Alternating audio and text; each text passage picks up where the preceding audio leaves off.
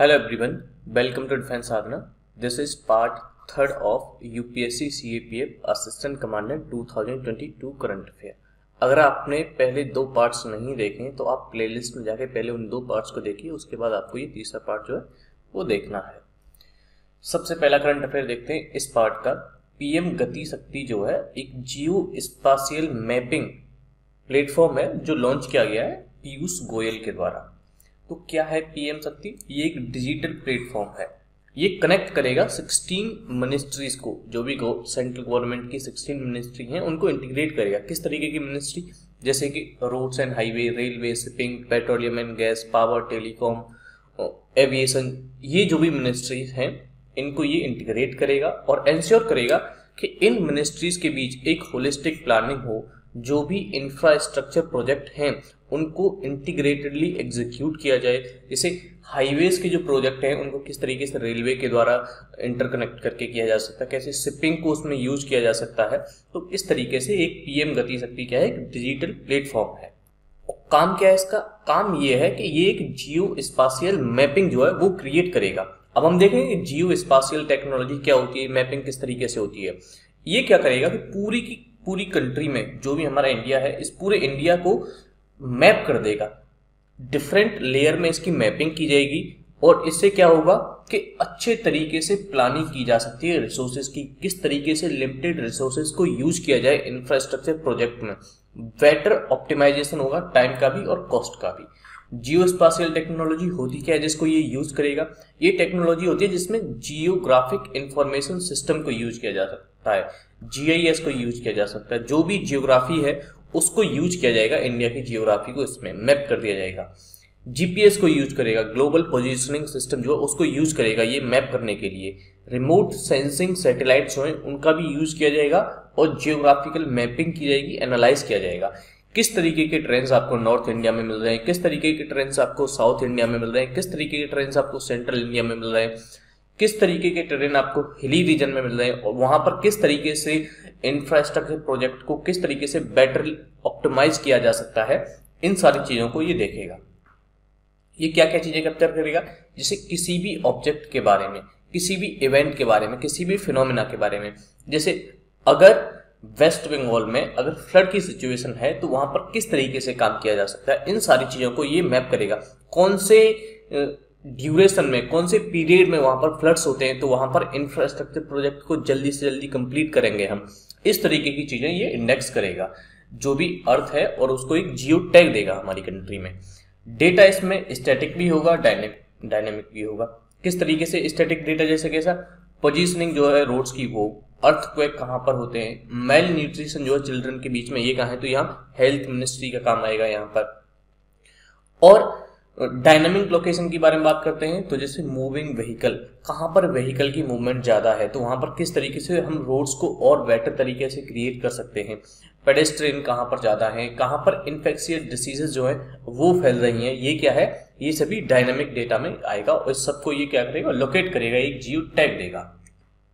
ये जो टेक्नोलॉजी जो है जैसे कि मैंने कहा कि एक इंटेलिजेंट मैप क्रिएट करेगी और आइडेंटिफाई कर देगी पैटर्न को। जो भी बहुत बड़ा डेटा है उसको एक पैटर्न में आइडेंटिफाई कर देगी, एक मैप पर ये लाके रख देगी, जो कि फैसिलिटेट करेगा डिसीजन मेकिंग को। उसमें बेटर होगी डिसीजन मेकिंग, उसको बढ़ावा मिलेगा और इसकी इंपॉर्टेंस और प्रायोरिटी क्या रहेगी, स्कार्स रिसोर्सेज जो है उनको बेटर तरीके से यूज किया जाएगा।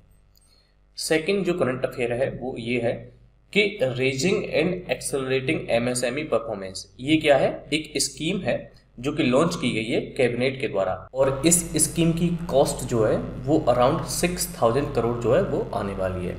वर्ल्ड बैंक के द्वारा ये स्कीम जो असिस्ट की जाएगी। रैम्प जो है इस स्कीम का नाम रखा गया है और किसके लिए है? ये एमएसएमई की परफॉर्मेंस को एक्सेलरेट करने के लिए, उसको बढ़ाने के लिए ये स्कीम जो है लॉन्च की गई है।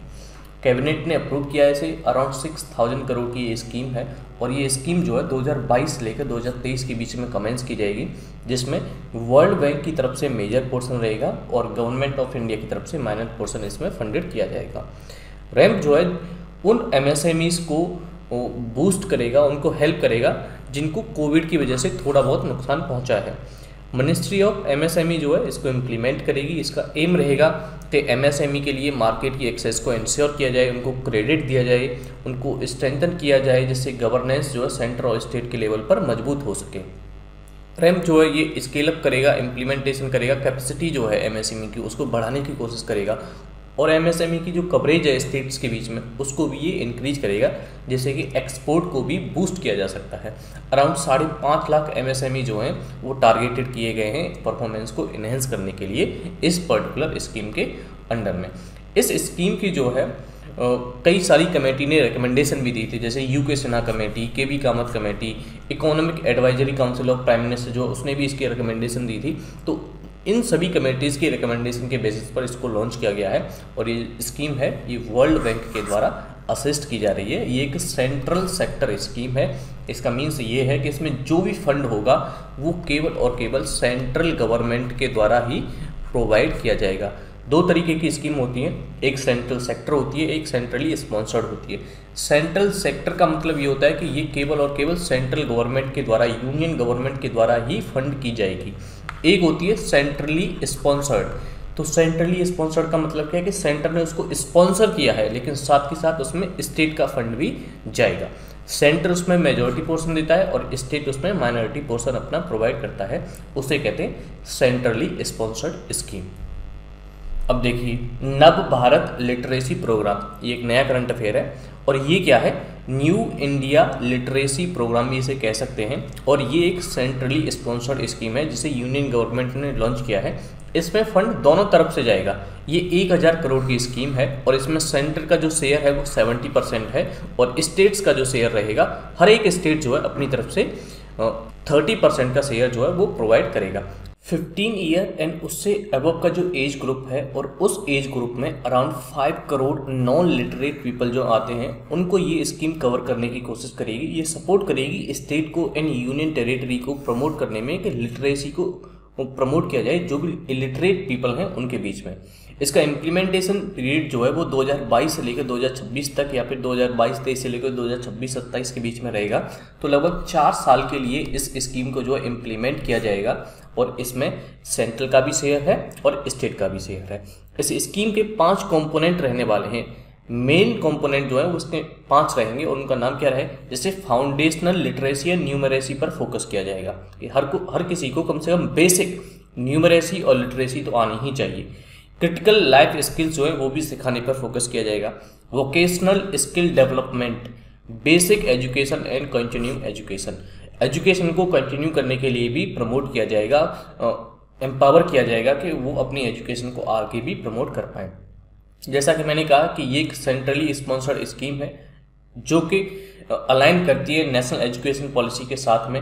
अभी तक क्या है, अडल्ट एजुकेशन पर फोकस किया जाता रहा था, लेकिन ये क्या करेगी, ये एजुकेशन फॉर ऑल पर फोकस करने वाली स्कीम है। न्यू इंडिया लिटरेसी प्रोग्राम एक सेंट्रली स्पॉन्सर्ड स्कीम है जो कि 15 साल एंड उससे ऊपर के जो लोग हैं उनको लिटरेट बनाने में हेल्प करेगी, और सेंट्रल गवर्नमेंट ने इसे 2022 से लेकर 27 के लिए इसको अप्रूव किया, लगभग 5 साल के लिए। और इसमें वॉलेंटियर बेसिस पर ऑनलाइन क्लासेस मॉड्यूल के थ्रू इसे इम्प्लीमेंट किया जाएगा। टाइम पर इसमें जो है मटेरियल प्रोवाइड किया जाएगा। जो मटेरियल होगा वो भी ऑनलाइन ही होगा, और इसके इम्प्लीमेंटेशन की बेसिक यूनिट जो है वो स्कूल के लेवल पर रहेगी। इसको इम्प्लीमेंट किया जाएगा स्कूल लेवल पर, इसे स्कीम को इम्प्लीमेंट किया जाएगा। CAPF असिस्टेंट कमांडेंट के पेपर 1 के लिए हमारी टेस्ट सीरीज जो है लॉन्च हो चुकी है। इसमें 5 सब्जेक्ट टेस्ट रहेंगे और 5 जो है फुल लेंथ टेस्ट रहेंगे। 5 सब्जेक्ट टेस्ट का मतलब ये है कि पेपर 1 में डिफरेंट सब्जेक्ट्स होते हैं, जैसे history, polity, geography, general science, current affair, इस तरीके से। तो हर एक सब्जेक्ट का एक सेपरेट टेस्ट रहेगा, जिससे कि आप हर एक सब्जेक्ट को कम्प्लीटली रिवाइज कर पाएंगे। इसका सॉल्यूशन मॉड्यूल उस तरीके से डिजाइन किया गया है कि आप हर एक सब्जेक्ट का कंप्लीट रिवीजन कर सकते हैं इन सब्जेक्ट टेस्ट के थ्रू। 5 फुल लेंथ टेस्ट रहेंगे, जिनमें हर एक टेस्ट में 125 क्वेश्चंस रहने वाले हैं, जैसे पेपर 1 में रहते हैं CAPF के, और इसके थ्रू भी आप अपने को तैयार करेंगे UPSC के पैटर्न पर। NCERT को ध्यान में रखते हुए इन टेस्ट सीरीज को फॉर्म किया गया है। कंप्लीटली आपका सिलेबस जो है उसको रिवाइज करने में हेल्प करते हैं। हर एक टॉपिक का डिटेल में सॉल्यूशन मिलेगा आपको, और योगा डे के उपलक्ष्य में 50% ऑफ भी मिल रहा है आपको 25 जून तक। आप इसमें एनरोल कराना चाहते हैं तो 8477850042 इस नंबर पर आप मुझे टेलीग्राम या फिर व्हाट्सएप पर मैसेज करके इसके बारे में जानकारी ले सकते हैं। और इस पर्टिकुलर लेक्चर का PDF भी आपको डिस्क्रिप्शन में दिए हुए टेलीग्राम चैनल के लिंक से मिलेगा। अब ना केवल टेस्ट सीरीज है बल्कि हमने करंट अफेयर भी लॉन्च कर दिए हैं और ये करंट अफेयर जो है आपको हेल्प करेंगे बोथ पेपर 1 एंड पेपर 2 में। और इन करंट अफेयर में एनरोल करने के लिए भी आपको सीधा सा करना है कि 8477850042 इस नंबर पर मैसेज करके आपको जानकारी लेनी है। ये जो करंट अफेयर हैं ये इतने ज़्यादा क्रिप्स एंड शॉर्ट्स हैं कि हर महीने के करंट अफेयर को हमने मैक्सिमम 30 पेजेस में कवर कर दिया है। मतलब अगर आपको पिछले 6 महीने के करंट अफेयर पढ़ने ना तो आपको 150 से लेकर 160 पेज ही कवर करने होंगे और आपका पूरा का पूरा करंट अफेयर जो है वो कवर हो जाएगा। और इस करंट अफेयर से आपके अराउंड 20 क्वेश्चन जो है वो आंसर हो जाएंगे लगभग 150 से 160 पेज पढ़ने से। AFSPA armed forces special power act को विथड्रॉन कर लिया गया नॉर्थ ईस्ट के 3 स्टेट से, लेकिन फुली विथड्रॉ नहीं किया गया है, पार्शियली। कौन कौन से स्टेट हैं? आसाम, नागालैंड एंड मणिपुर से। तो डिटेल में जानेंगे AFSPA के बारे में। AFSPA को फुली और पार्शली विथड्रॉन किया गया है नॉर्थ ईस्ट के 3 स्टेट से जो कि आसाम, नागालैंड, मणिपुर हैं, लेकिन अब भी इन स्टेट्स में AFSPA लगा हुआ है पार्शली कहीं ना कहीं। और अरुणाचल प्रदेश और जम्मू कश्मीर, तो टोटल 5 स्टेट्स और यूनियन टेरिटरी में इंडिया में AFSPA जो है अभी एनफोर्स किया गया है। AFSPA क्या है कि ये आर्म्ड फोर्सेस को पावर देता है मेंटेन करने के लिए पब्लिक ऑर्डर को डिस्टर्ब्ड एरियाज़ में। तो डिस्टर्ब्ड एरियाज़ में पब्लिक ऑर्डर को मेंटेन करने के लिए आर्म्ड फोर्सेस को पावर दी गई है। तो डिस्टर्ब्ड एरिया होते क्या है हमको सबसे पहले ये पता होना चाहिए, और कौन इन डिस्टर्ब्ड एरिया को जो है डिक्लेयर करता है। तो डिस्टर्ब्ड एरिया जो है आर्म्ड फोर्सेस के लिए वो armed forces special power act का जो सेक्शन 3 है उसमें डिक्लेयर किए जाते हैं। कौन कौन से एरिया जो डिस्टर्ब हो सकते हैं? एरिया जो डिस्टर्ब हो सकते हैं जिनमें डिफरेंसेस हैं या फिर डिस्प्यूट्स हैं between members, different religious group के बीच में, रेशियल ग्रुप के बीच में, लैंग्वेज ग्रुप के बीच में, या फिर रीजनल ग्रुप्स के बीच में, कास्ट के ग्रुप के बीच में, या फिर किसी कम्युनिटीज़ में। जिन भी कम्युनिटीज़ में जो भी अभी मैंने मेंशन किए हैं उनमें अगर कोई भी डिफरेंसेस है तो वह उसे एक डिस्टर्ब एरिया जो है वो डिक्लेयर किया जा सकता है। तो कौन करेगा डिक्लेयर? या तो सेंट्रल गवर्नमेंट डिक्लेयर कर सकती है या फिर उस स्टेट के गवर्नर कर सकते हैं। अगर वो स्टेट नहीं है, जैसे कि जम्मू कश्मीर में है और जम्मू एंड कश्मीर क्या है एक यूनियन टेरिटरी है, तो वहाँ के एडमिनिस्ट्रेटर जो हैं यूनियन टेरिटरी के वो भी उसे डिक्लेयर कर सकते हैं। और उस पूरे स्टेट को, उस पूरे यूनियन टेरिटरी को, या फिर किसी एक पर्टिकुलर एरिया को, होल और पार्ट ऑफ अ स्टेट और यूनियन टेरिटरी को क्या है डिस्टर्ब एरिया डिक्लेयर किया जा सकता है। किस तरीके की पावर होती हैं? पावर स्वीपिंग पावर दी जाती है आर्म्ड फोर्सेस को, जैसे वो ओपन फायर कर सकते हैं जिससे कैजुअलिटी भी हो सकती है। कोई भी पर्सन को वो कॉन्ट्रवेंशन ऑफ द लॉ देखते हैं, आर्म्स कैरी करते हुए देखते हैं, एम्यूनिशन कैरी करते हुए देखते हैं, तो उसको वो अरेस्ट कर सकते हैं विदाउट एनी वारंट। कोई भी उन्हें रीजनेबल सस्पिशन है तो उसके बेस पर वो किसी भी प्रीमाइसेस को सर्च भी कर सकते हैं, वो भी विदाउट एनी वारंट। तो इस तरीके की पावर्स तो दी जाती हैं आर्म्ड फोर्सेस को AFSPA के अंदर। अब नेक्स्ट करंट अफेयर जो है वो है fast and secured transmission of electronic records. ये सुप्रीम कोर्ट ने लॉन्च किया है। ये क्या है? ये एक डिजिटल प्लेटफॉर्म है जो कि इंश्योर करेगा कि जो भी डिसीजंस होते हैं सुप्रीम कोर्ट के एंड हाई कोर्ट के उनको फास्टली ट्रांसमिट किया जा सके safely without any third party interference.